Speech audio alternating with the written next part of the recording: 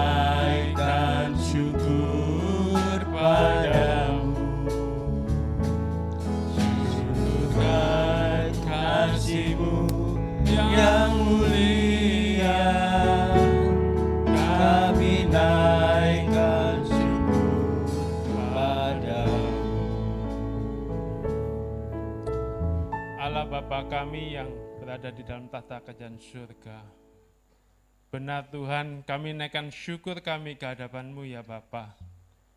Bila mana pada pagi hari ini Tuhan, Engkau sudah memberkati kami semua. Engkau juga sudah memberkati negeri kami Indonesia ini ya Tuhan. Kami bersyukur, kami tinggal, kami hidup, kami boleh beribadah di negeri kami yang penuh kemurahan-Mu Tuhan di dalam kehidupan kami semua. Terima kasih Tuhan, kami akan mulaikan ibadah kami. Kiranya Tuhan memberkati kami semua, baik yang ada di gereja, maupun kami yang ada di rumah mengikuti ibadah dengan sungguh-sungguh di hadapan Tuhan, sehingga kami memperoleh berkat-berkat kemurahan Tuhan di dalam kehidupan kami. Terima kasih Bapa. Kami alaskan doa kami hanya di dalam nama Tuhan Yesus Kristus. Haleluya. Amin. Amin. Merdeka. Merdeka. Puji nama Tuhan, kita bersyukur, kita bisa beribadah saat ini semua karena kemurahan Tuhan. Kita mau berdoa terus untuk Indonesia yang saat ini mungkin dalam keadaan yang penuh masalah, tapi kita tetap berdoa kepada Tuhan Yesus Kristus, Tuhan memulihkan Indonesia. Amin. Haleluya. Kita punya visi, kita punya misi untuk Indonesia. Setiap lidah mengaku bahwa Yesus Kristus adalah Tuhan Allah kita.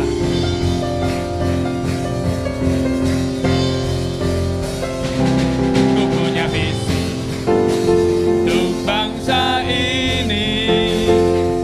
Ku punya misi untuk negeriku. Satukan hati dan berdoa, oleh iman bangkitlah negeriku. Tiap lutut bertelut menyembah-Mu, tiap lidah mengaku Kaulah Tuhan. Bukalah pintu surga, urapi doaku. Setiap lutut bertelut, menyembah-Mu, tiap lidah mengaku Kaulah Tuhan. Bukalah pintu surga, urapi doaku, lawanlah bangsa dan negeri ini. Tiap lutut bertelut, menyembah-Mu, tiap lidah mengaku Kaulah Tuhan.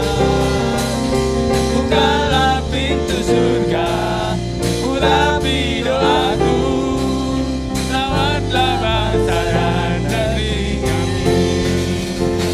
Tiap lutut bertelut menyembah-Mu, tiap lidah mengaku Kaulah Tuhan.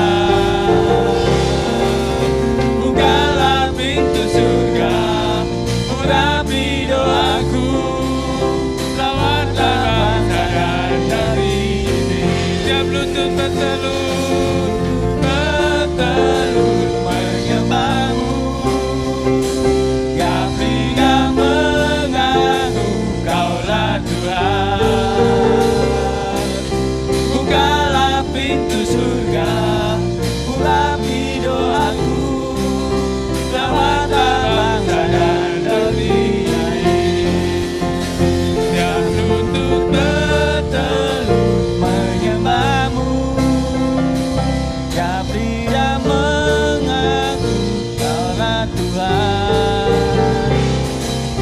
Bukalah pintu surga, urapi doamu.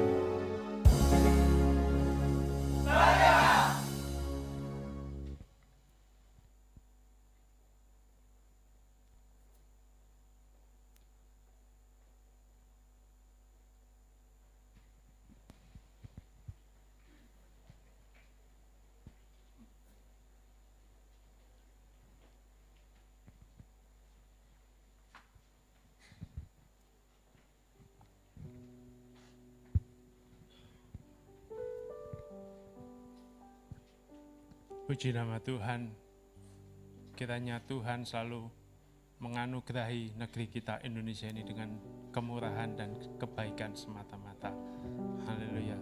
Tiba saja kita akan mempersiapkan seluruh hidup kita, seluruh hati kita untuk mendengarkan firman Tuhan. Kita tetap berdoa untuk Indonesia, untuk kemuliaan dan kebesaran nama Tuhan. Biarlah nama Tuhan semakin ditinggikan dan dimuliakan bagi negeri Indonesia. Saya undang Bapak Ibu Saudara bangkit berdiri, begitu boleh di rumah, bisa berdoa dengan sungguh-sungguh di hadapan Tuhan. Yesuslah Tuhan yang layak didirikan, layak disembah oleh suku-suku bangsa. Dengan darah-Mu Kau telah tebus bangsaku. Genapi Tuhan firman-Mu atas negeriku. Hatiku rindu melihat kemuliaan-Mu. Hatiku rindu melihat curahan kuasa-Mu di tanah tercinta.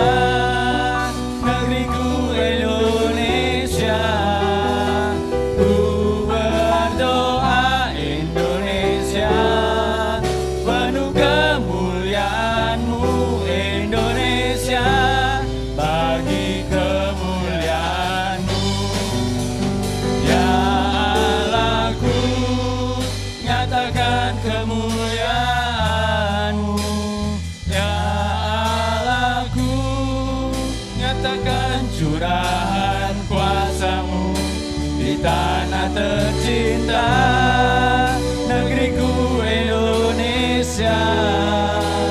Ku berdoa Indonesia, penuh kemuliaan-Mu Indonesia, bagi kemuliaan-Mu Indonesia, bagi kamu. Sekali lagi karena Indonesia, Indonesia, bagi kemuliaan-Mu.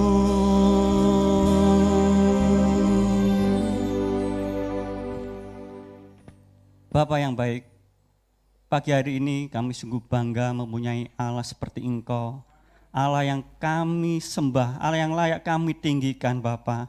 Bahkan seluruh bangsa boleh menyembah Engkau Tuhan, sehingga Engkau mengurapi bangsa ini Tuhan, sehingga kemuliaan-Mu boleh dinyatakan atas bangsa ini Bapa. Terima kasih Tuhan, terima kasih Yesus. Pagi hari ini kami sudah menaikkan pujian, biarlah pujian yang kami naikkan boleh menjadi persembahan yang indah di hadapan-Mu, terlebih boleh menyenangkan hati-Mu Bapa. Jika sebentar kami akan diurapi dengan kuasa firman-Mu Bapa, kiranya Kau urapi hamba-Mu yang Kau percayakan untuk menyampaikan kebenaran firman-Mu Bapa. Biarlah apa yang keluar dari lidah mulut hamba-Mu boleh berasal daripada Engkau Tuhan. Demikian juga setiap kami yang hadir saat ini Tuhan, demikian juga kami yang mengikuti di rumah Tuhan secara online Tuhan. Kami yakin dan percaya Engkau juga mengurapi kami Tuhan, sehingga iman kami boleh hari semakin disempurnakan Bapa. Terima kasih Tuhan, terima kasih Yesus. Kami sambut firman-Mu hanya di dalam nama Tuhan Yesus Kristus. Kami sudah berdoa dan mengucap syukur. Haleluya. Amin.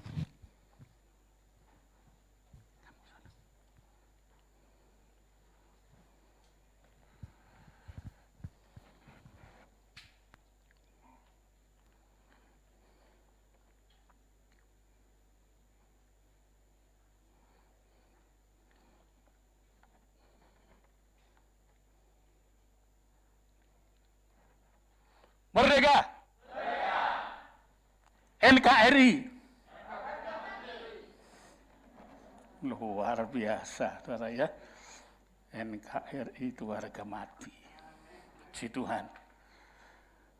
Pagi ini kita akan membaca firman Tuhan dengan tema revitalisasi nasionalisme di dalam terang Injil. Tolong dituliskan, revitalisasi nasionalisme dalam terang Injil. Saudara sekalian, saya tidak akan lupa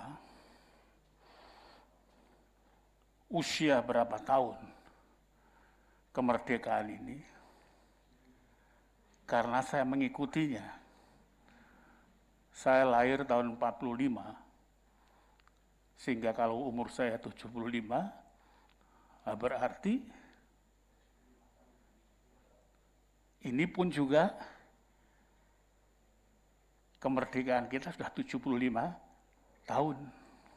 Ya, puji Tuhan.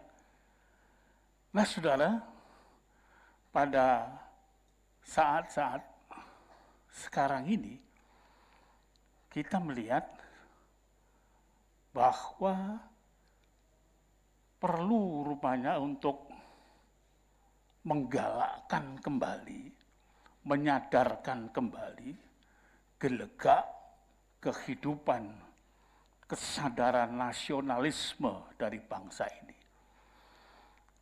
Karena kita melihat dalam beberapa tahun terakhir ini ada sesuatu yang sangat memprihatinkan, yaitu kurangnya satu gebrakan kesadaran nasionalisme yang betul-betul dengan sebuah ketulusan hati.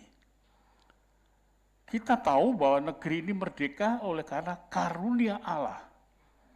Seluruh permukaan bumi ini adalah wilayah milik Allah sendiri yang dibagi-bagi berbangsa-bangsa yang menjadi mereka itu satu bangsa yang berdaulat penuh dalamnya. Dan ini perlu kita isi. Merdeka sudah. Pengisian kemerdekaan ini perlu. Dan kehidupan keagamaan perlu untuk dalam tanda kutip disadarkan kembali. Bahwa merdeka ini, perjuangan ini tanpa campur tangan Allah tidak akan mungkin terjadi.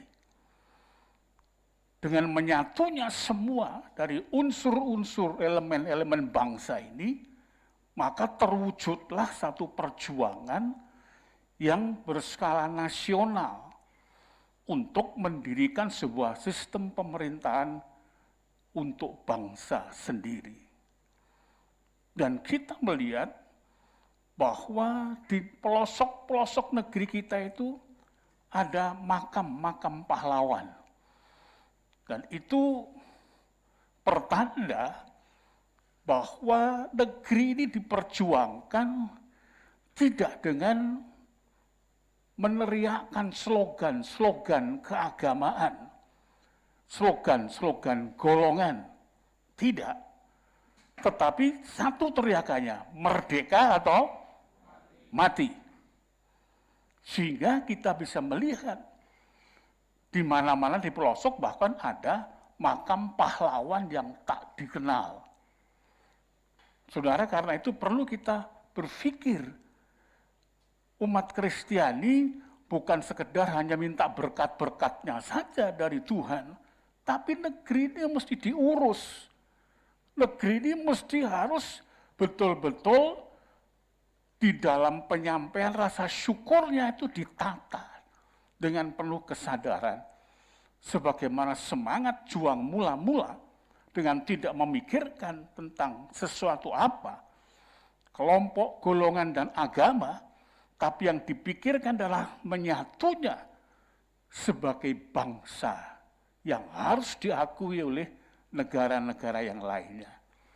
Karena itu perlu penataan moralitas, kesadaran yang dipakai untuk membangkitkan kembali tentang pentingnya kesadaran nasional sesuai dengan yang diperintahkan Tuhan. Mari saya undang kita membaca bersama dalam kitab Matius pasal 5 ayat 13 sampai dengan ayat yang ke-16. Matius pasal 5 ayat yang ke-13 sampai dengan ayat yang ke-16. Demikian firman Tuhan. Kamu adalah garam dunia. Jika garam itu menjadi tawar, dengan apakah ia diasinkan? Tidak ada lagi gunanya selain dibuang dan diinjak orang. Kamu adalah terang dunia. Kota yang tersembunyi terletak di atas gunung tidak mungkin tersembunyi. Lagi pula orang tidak menyalakan pelita itu, lalu meletakkannya di bawah gantang, melainkan di atas kaki Dian, sehingga menerangi semua orang di dalam rumah itu. Demikianlah hendaknya terangmu bercahaya di depan orang, supaya mereka melihat perbuatanmu yang baik dan memuliakan Bapamu yang di sorga. Berbahagialah aku jikalau aku mendengarkan firman Allah dan melakukannya. Amin. Silakan duduk. Ini rupanya besok harus ganti. Saya menyampaikan pembacaan ayat, yang membacakan tugasnya satu supaya tidak salah-salah. Saya mengamati 3 kali dalam ibadah, saya membacanya salah-salah, saudara ya. Ini mesti harus diperhatikan dengan cermat. Saudara, kita melihat di dalam penyataan umat tebusan Tuhan adalah sebagai garam dunia dan terang dunia, itu menukiknya kepada demikianlah hendaknya terangmu bercahaya di depan orang, supaya mereka melihat perbuatanmu yang baik dan memuliakan Bapamu yang di surga. Jadi kita perlu untuk menampilkan satu sikap hidup yang dapat dirasakan oleh masyarakat, oleh negeri dan bangsa ini sebagai satu perilaku yang baik. Perilaku yang kemudian bisa memuliakan nama Allah. Perilaku yang benar-benar dapat menjadikan sebuah ketentraman. Kenapa diambilkan? Di dalam kias ini adalah garam dan terang. Garam itu dimanapun diletakkan, dia menguasai prosesnya. Yang busuk jadi dapat tertahan, proses pembusukan tidak dapat terjadi. Tetapi bahkan kemudian kualitasnya itu ditingkatkan. Kemudian saya membaca bahwa fungsi garam itu lebih dari 14.000. Kita cuma tahu ya, kalau masakan kurang garam, kurang sedap gitu aja sudah. Itu saja, satu itu saja sudah membuat suasana itu berubah. Saudara, tapi ini saya membaca 14.000, itu entah bagaimana ya cara untuk menelitinya dan lain sebagainya. Nah, terang itu kota yang terletak di atas gunung tidak mungkin tersembunyi. Artinya tersoroti dan semuanya itu diubahkan dari gelap menjadi terang. Ada kan judulnya bukunya Kartini itu, habis gelap terbitlah terang. Tapi yang bagus itu bahasa Jawanya, miak pepeteng tumekaning pepadang. Jadi tidak otomatis nyetet apa itu, stop kontak aja, tidak. Itu ada prosesnya. Miak pepeteng itu membuka, ya, menghindarkan, menyingkirkan yang gelap. Ya. Tumekaning pepadang sampai datang terproses menjadi sebuah terang.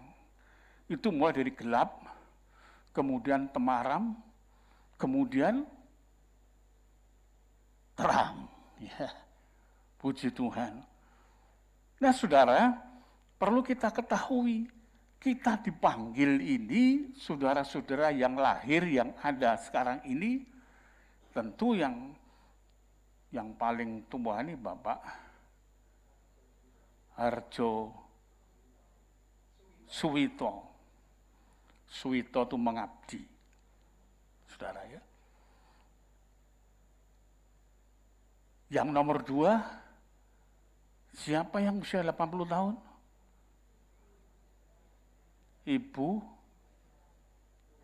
Ibu Mega, 80. Yang ketiga, siapa saudara? Ya, ini 3 ini antri COVID, hati-hati ya. Maka itu perlu untuk pakai standar keselamatan yang sudah diatur dalam sistem protokol kesehatan ini. Nah, kembali ke sini, bahwa panggilan Tuhan itu mengacu kepada dalam kitab Galatia, pasal yang kelima, ditegaskan dan lebih tegas lagi. Ayat yang pertama dan ayat yang ke-14 dan 15. Demikian saya bacakan. Supaya kita sungguh-sungguh merdeka, Kristus telah memerdekakan kita. Karena itu berdirilah teguh dan jangan mau lagi dikenakan kuk perhambaan. 14. Sebab seluruh hukum Taurat tercakup dalam satu firman ini, yaitu kasihilah sesamamu manusia seperti dirimu sendiri. Tetapi jikalau kamu saling menggigit dan saling menelan, awaslah supaya jangan kamu saling membinasakan. Ini yang harus kita jaga. Karena itu, di dalam mengisi dan merawat negeri yang tercinta ini, Kristen jangan kemudian memperkerdil diri dengan merasa ruang geraknya hanya di dalam gedung gereja, atau ruang geraknya hanya di dalam komunitas Kristiani. Itu miskin sekali. Alkitab menyatakan seluruh manusia itu wilayah dari gerak kehidupan orang-orang yang ditebus Tuhan. Tidak melihat agama, tidak melihat keyakinan, dan kita bersyukur sudah terwadai di dalam Pancasila. Nah, inilah yang perlu untuk kita kembang tumbuhkan. Jauh sebelum kita mengenal negeri sebagai sebuah negara yang berdaulat dan diakui oleh negara-negara lain. Berarti secara internasional, Alkitab sudah memberikan kejelasan supaya hidup itu di dalam sebuah kerukunan, hidup itu di dalam sebuah kehidupan yang to take and to give, saling memberi dan saling menerima, saling meyakinkan satu terhadap yang lain. Gunanya agama itu adalah pertama diatur untuk melakukan hubungan dengan Tuhan, ini vertikalnya, dan untuk melakukan hubungan dengan sesama, ini horizontalnya. Dan kita melihat ada kelas-kelas usia yang ada dalam kehidupan kita. Dan kita melihat unit terkecil dari sebuah bangsa itu adalah keluarga. Dalam keluarga itu ada tingkatannya. Tingkatan yang terutama adalah hormatilah ibu bapakmu supaya dipanjangkannya umurmu. Jadi yang pertama yang vertikal itu Allah, yang kedua yang horizontal yang harus betul-betul dirawat oleh sebuah bangsa adalah hormat pada tatanan yang tertua. Dan kita melihat unsur yang terkecil di dalam kehidupan hidup sebuah bangsa adalah keluarga. Saudara masih ingat tidak? Bahwa harta yang paling berharga adalah keluarga. Ini merupakan sesuatu yang ditunjuk oleh Tuhan. Lalu kemudian dengan tegas dengan kasihilah sesama manusia ukurannya seperti dirimu sendiri.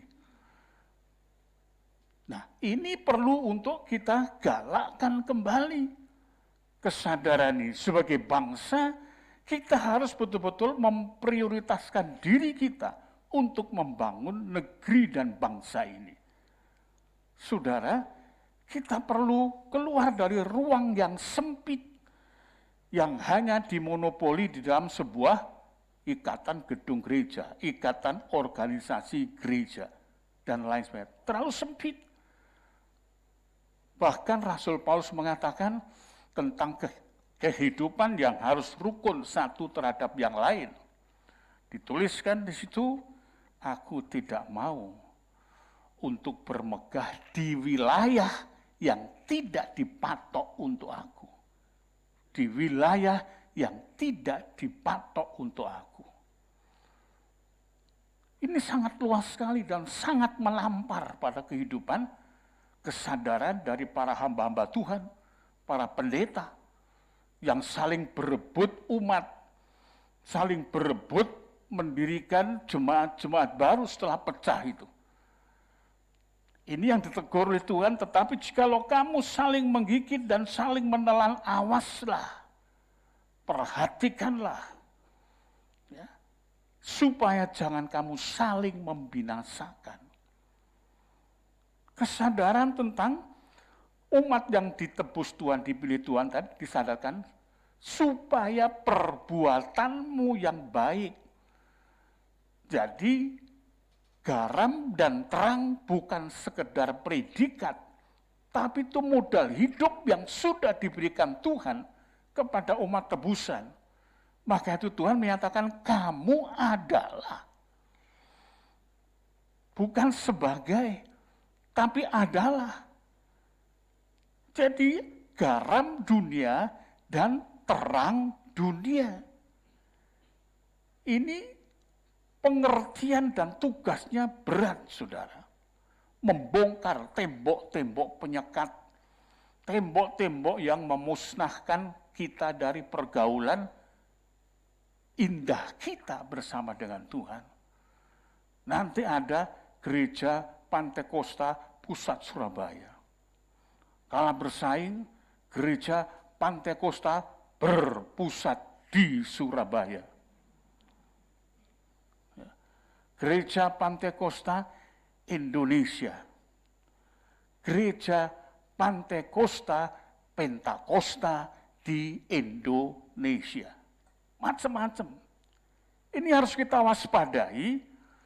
Kalau kita para pendeta itu mau dengan lega mengakui hal itu di dalam hati nuraninya yang paling dalam, bahwa itu adalah merupakan strategi yang untuk mengacak-acak dan untuk kemudian menghancurkan sebuah kesatuan garam dunia dan terang dunia yang tugasnya adalah untuk memberikan kesejukan bagi dunia, minimal di mana wilayah kita ini, kita semua dilahirkan. Negeri ini, saudara. Karena itu perlu di dalam kitab Galatia yang kita baca ini, mulai ayat yang kedua dan seterusnya, di situ Paulus mulai membongkar tentang sesuatu keberadaan yang perlu untuk diperbaiki. Mereka berbalah-balah, mereka mencoba untuk membuat prinsip-prinsip sendiri.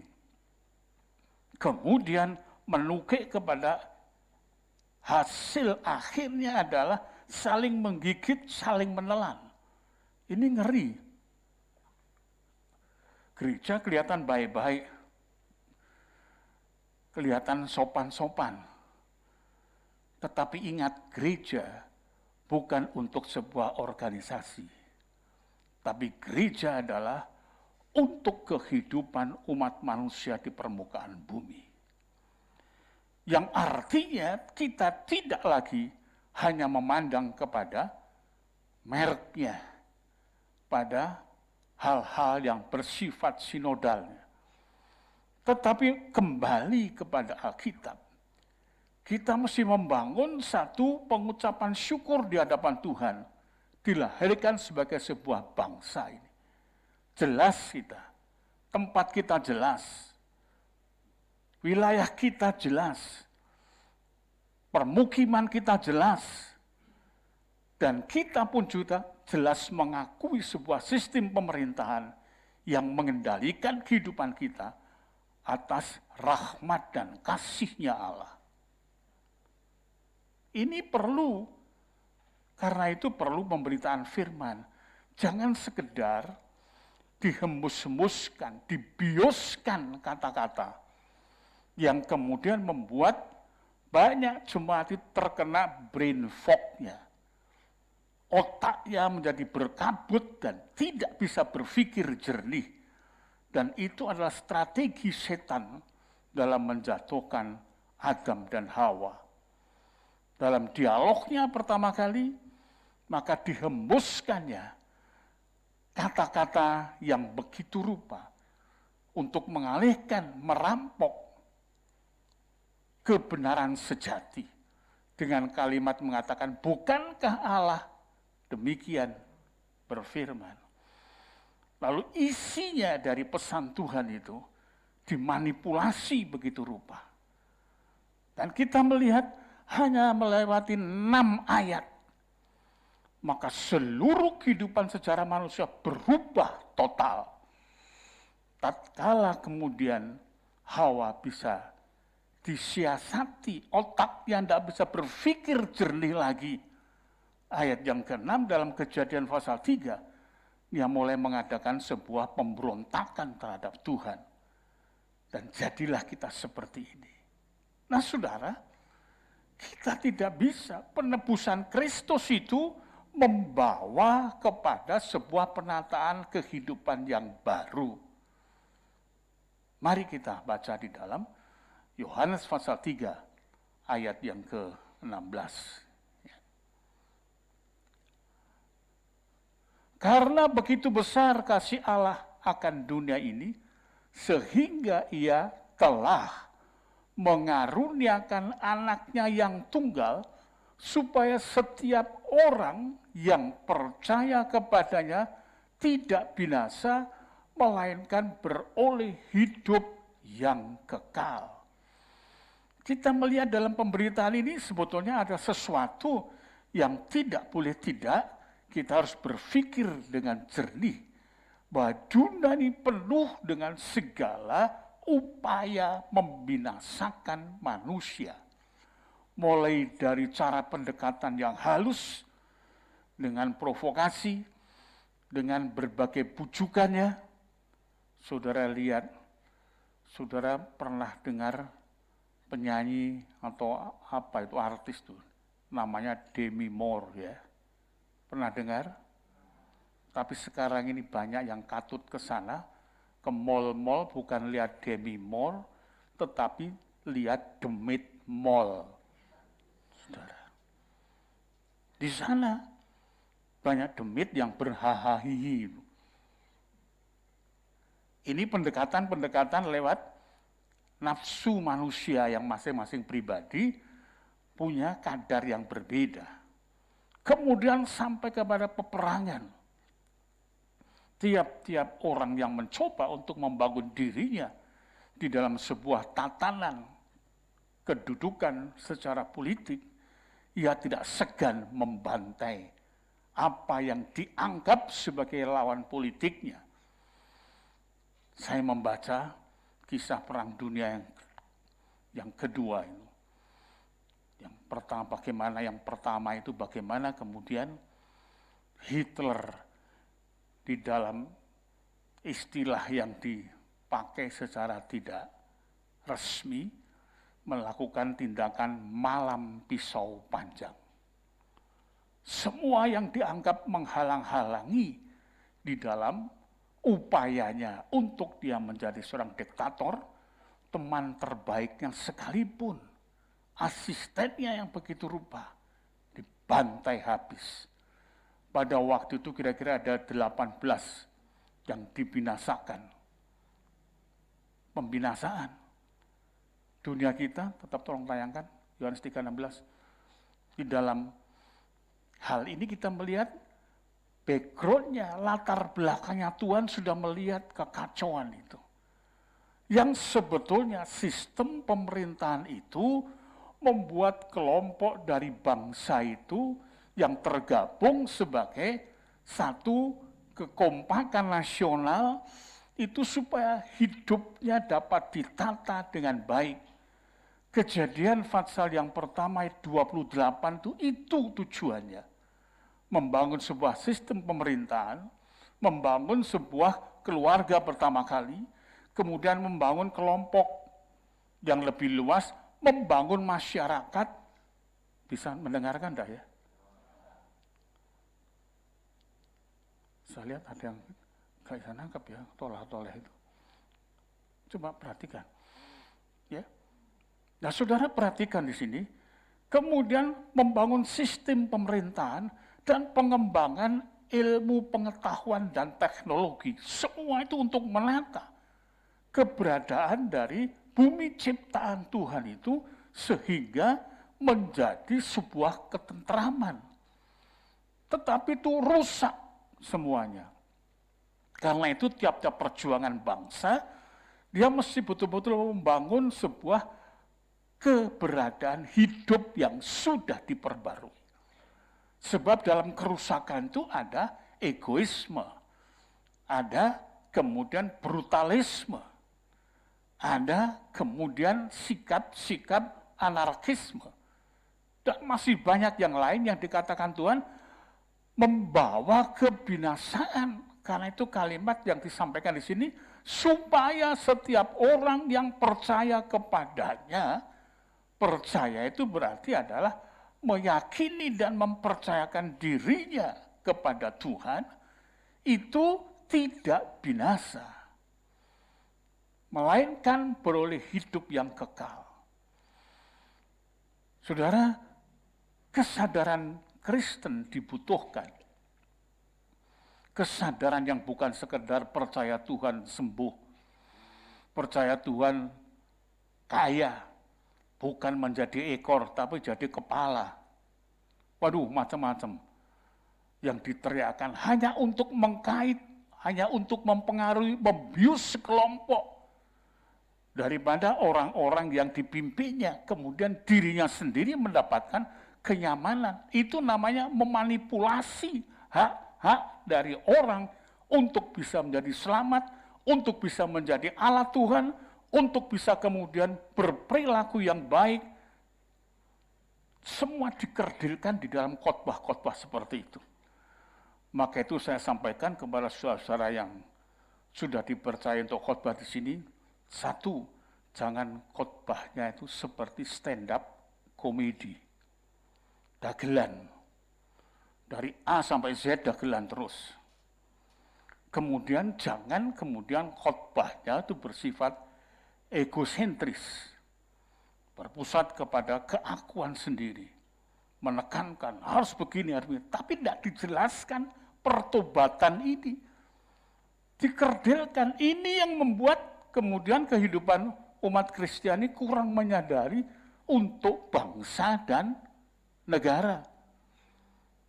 Saudara, supaya kita semua menyadari, saudara jadi pedagang. Jadilah pedagang yang betul-betul ikut tatanan dan aturan untuk membangun negeri dan kewibawaan negeri ini. Sehingga tidak ada lagi sistem korupsi. Tidak ada lagi sistem-sistem pemboikotan ini, itu, dan lain sebagainya. Puji Tuhan di sini ada Pak Polisi juga ya. Mana Pak Polisi?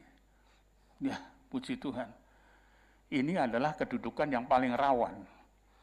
Karena sangat dekat dengan masyarakat, akrab dengan masyarakat. Itu lumrah. Sehingga kemudian keakraban-keakraban tertentu yang tidak dikontrol dengan firman kebenaran yang membawa pertobatan, terjadilah sungkanisme.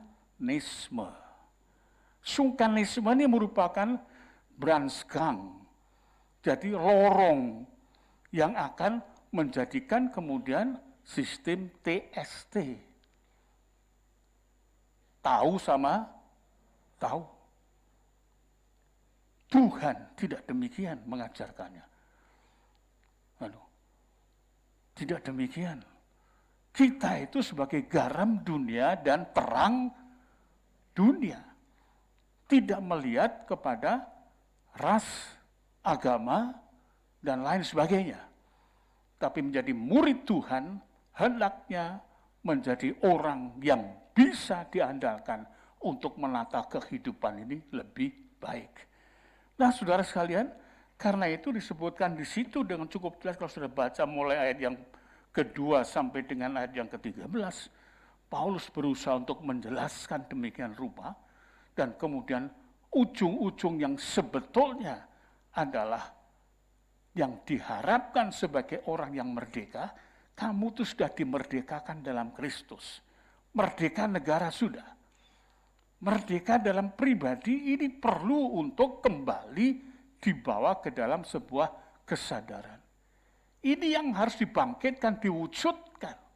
Kita tuh punya negara, kita tuh punya sistem pemerintahan, kita tuh punya bendera nasional, kita tuh mempunyai aparat keamanan, kita punya segalanya, bidang hukum, bidang ekonomi, kesehatan, dan masih banyak yang lain.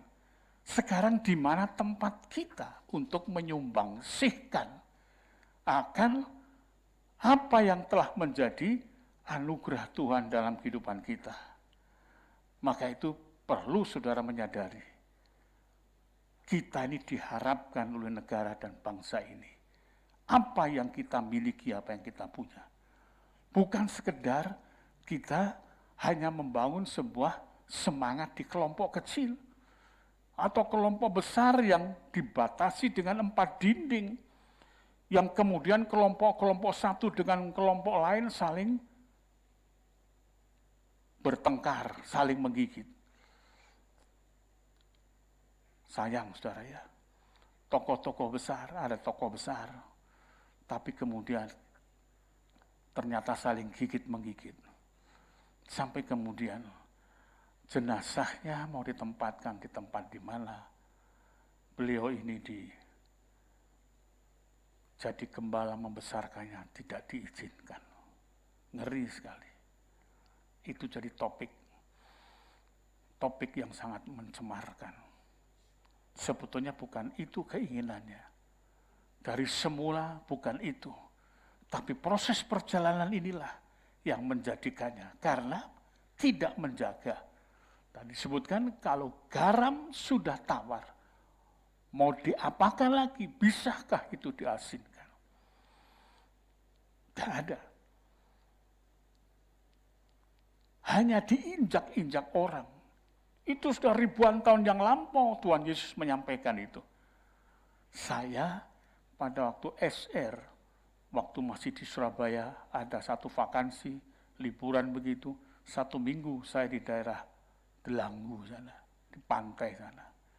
Saya melihat gundukan putih-putih, dihambur semua jalan-jalan. Saya tanya, ya, kami tinggal di keluarga dokter gigi di sana, masih remaja, senang, saudara ya.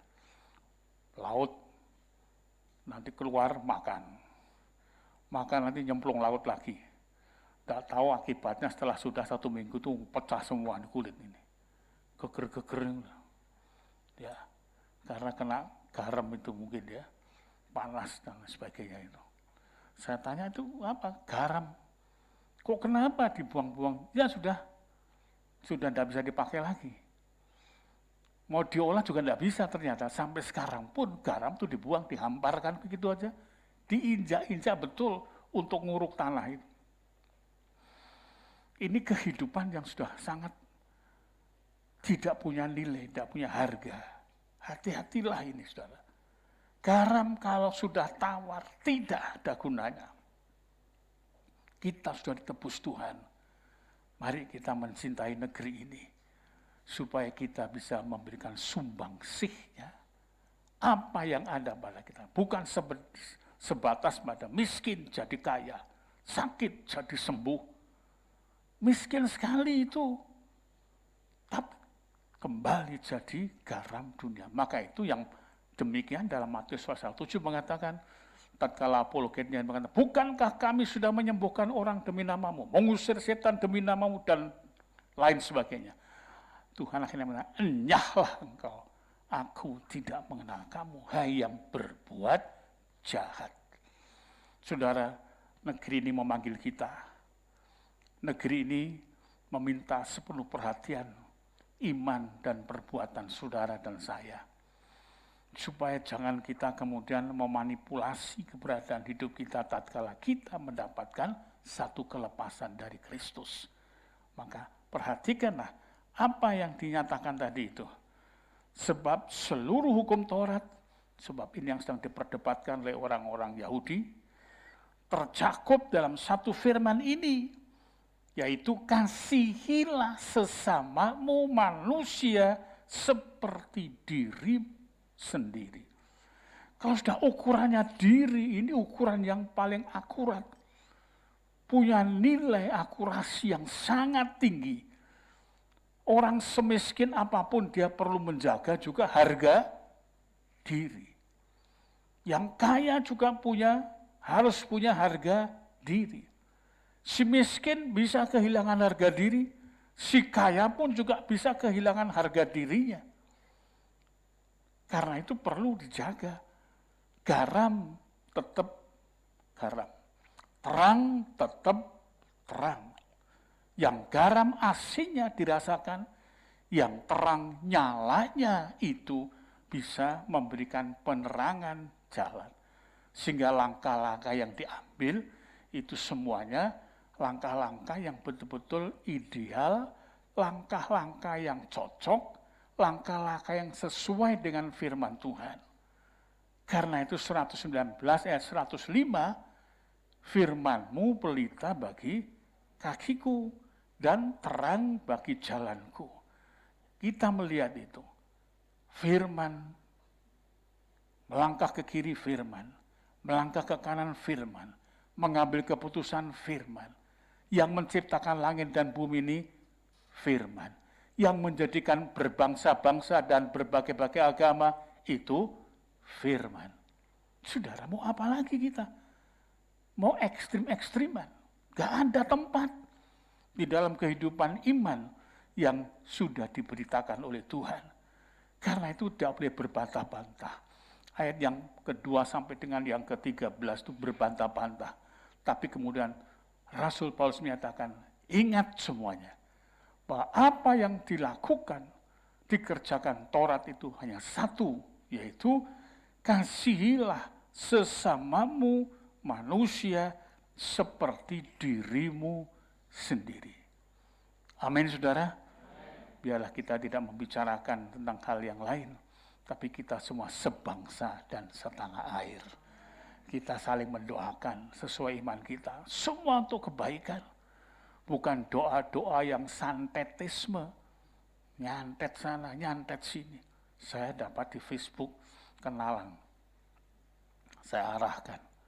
Yang satu malah ngajak begini, Bapak kalau ada masalah keuangan, mau berapa silahkan, nanti akan saya berikan jaminan. Uang akan datang sendiri, Masya Allah. Duit akan datang sendiri. Nah, itu duit dari mana itu? Itu tidak hanya nyimpen demit namanya.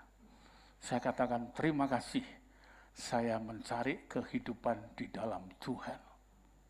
Saya juga mendoakan saudara supaya saudara diberkati. Wes gak ada lagi. Tidak ada lagi ya. Puji Tuhan. Merdeka. Merdeka. NKRI. Merdeka. NKRI. Puji Tuhan, saudara ya.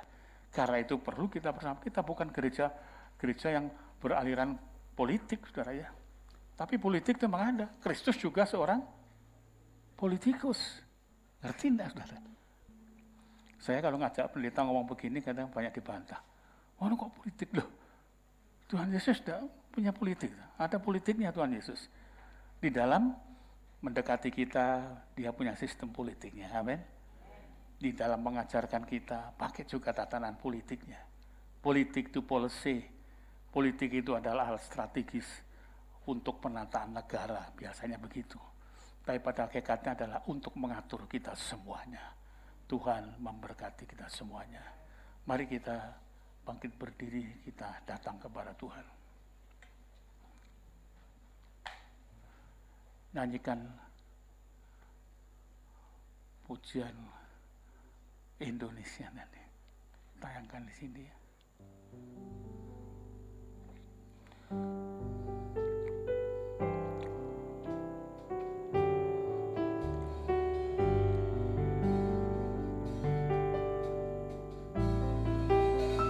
Yesuslah Tuhan yang layak ditinggikan, amin. Layak disembah oleh suku-suku bangsa. Dengan darah-Mu Kau telah tebus bangsaku. Genapi Tuhan firman-Mu atas negeriku. Hatiku rindu melihat kemuliaan-Mu. Hatiku rindu melihat curahan kuasa-Mu di tanah tercinta, negeriku Indonesia. Ku berdoa Indonesia, penuh kemuliaan-Mu Indonesia, bagi kemuliaan-Mu. Amin. Yesuslah Tuhan yang layak ditinggikan, amin. Layak disembah oleh suku-suku bangsa. Dengan darah-Mu Kau telah tebus bangsaku. Genapi Tuhan firman-Mu atas negeriku. Hatiku rindu melihat kemuliaan-Mu. Hatiku rindu melihat curahan kuasa-Mu di tanah tercinta, negeriku Indonesia. Ku berdoa Indonesia, penuh kemuliaan-Mu Indonesia, bagi kemuliaan-Mu.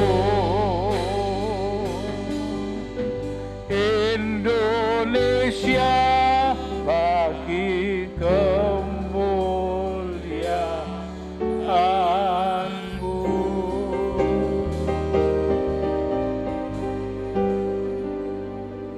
Kita berdoa bersama ya. Bapa yang baik, kami berdoa untuk negeri dan bangsa kami. Kau tebus kami untuk bisa melakukan sesuatu bagi negeri ini. Biar kami tidak menambah-nambahkan keributan, kekacauan, tetapi menjadi garam dan menjadi terang, menyejukkan. Biarlah di mana kiranya kami sebagai domba-domba berada, memberikan kedamaian, kesejukan antar sesama lingkungan, antar sesama rekan sekerja di kantor, di perusahaan, antar sesama kami berlingkungan di dalam lingkungan masing-masing. Yang kami tebarkan adalah rasa kasih, rasa cinta kepada sesama ini. Lepas dari suku, ras, dan agama, supaya kami bisa menyatukan mata rantai Indonesia dari pulau-pulau yang terpencil untuk disatukan dalam satu tekad melanjutkan perjuangan bersama, yaitu NKRI tetap sudah final Tuhan dalam perlindungan kasih-Mu. Jikalau kami jadi pejabat yang cinta negeri dan bangsa, jikalau kami jadi aparat militer, jadi aparat yang penuh dengan cinta kasih terhadap negeri dan bangsa, dimanapun ditempatkan, garam dunia dan terang dunia punya nilai yang tinggi dalam hidup kemanusiaannya, mencintai mengasihi sesama seperti diri sendiri. Kami berdoa untuk negeri kami ini Tuhan, supaya tidak ada polemik-polemik yang membuat panas hati, menjatuhkan orang lain. Tidak ada satu makhluk yang sempurna Tuhan, tapi yang ada kami harus saling mengisi kelebihan, mengakui kekurangan, menerima kelebihan yang lain, dan menunggu dengan penuh kesabaran tentang keberadaan datangnya kebersamaan yang indah. Bapa, terima kasih, mulai dari kepala negara kami, presiden, wakil presiden, kabinetnya, anggota DPR RI, anggota DPRD tingkat daerah, para pejabat-pejabat, gubernur, wali kota, bupati, camat sampai kepada lurah Tuhan. Satukan semua Tuhan. Kalau ibaratnya ringan sama dijinjing, berat sama dipikul, sehingga tidak ada yang saling berbicara dengan dagu yang terangkat dan dengan hidung yang mendengus, tetapi dengan kerendahan hati saling mengangkat satu terhadap yang lain. Terima kasih, lindungi kiranya Tuhan akan keberadaan dari negeri dan bangsa ini. Kembalikan tata ekonominya, supaya apa yang telah dipakai untuk membangun dan melawan serta menghadang COVID-19 yang banyak makan dana dan korban jiwa ini, tidak kemudian semakin dikisruhkan. Terima kasih, berkati gerejamu supaya sadar dan mengerti untuk bisa membangkitkan kembali sebuah kesadaran tentang nasionalisme yang terdapat dalam Injil Kristus, yaitu untuk membangun kehidupan sesama manusia dengan penuh rasa kasih, dengan standar adalah kebagaimanaan diri sendiri. Terima kasih Bapa, terima kasih Yesus.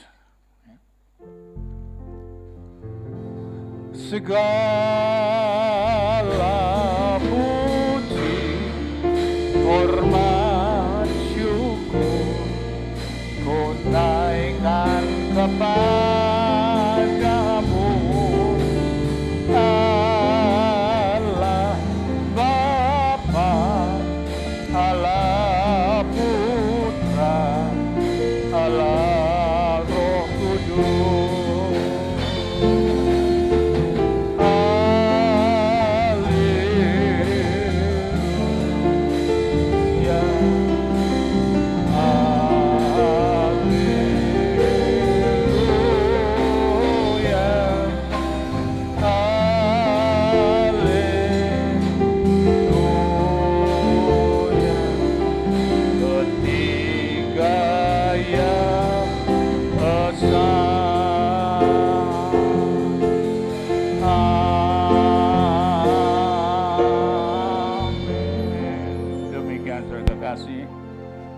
Selesainya ibadah kita dalam rangka mensyukuri dan membangun kembali kesadaran, sikap kesadaran nasionalisme dalam terang firman Tuhan, biar membawa kami lebih jelas untuk melangkah, jangan terkungkung di dalam kehidupan bergereja, tetapi lebih luas lagi untuk membangun kehidupan nasional ini antar sesama suku, bangsa, dan agama, dari satu di dalam kesadaran kami tentang ajaran-Mu. Kemudian saudara sekalian, pulanglah dan terimalah anugerah Bapa dari sorga, kasih sayang, rahmat, damai sejahtera dalam Kristus Yesus Tuhan kita, beserta penghiburan oleh kuasa Roh Kudus mulai pagi yang baru ini sampai Maranatha, bahkan sampai kita masuk ke dalam pesta nikah anak domba Allah sebagai mempelai Tuhan yang diberkati. Dalam nama Tuhan Yesus Kristus. Haleluya. Amin. Jangan lupa besok minggu depan itu 3 kali ibadah ya. Jam 6, jam 9, terus sore jam 5 ya.